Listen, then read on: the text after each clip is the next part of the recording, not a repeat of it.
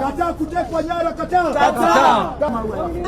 Mtoto wangu hata kukua na kitu kwa mkono, hata kiboko, lakini walimuua.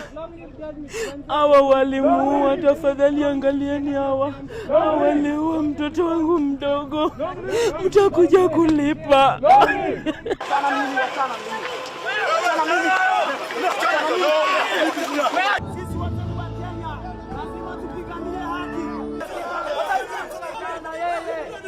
Kwa nini mnamwonea huyu? Tunaweza kuweka maua. Tuko wengi kutushinda. Wazazi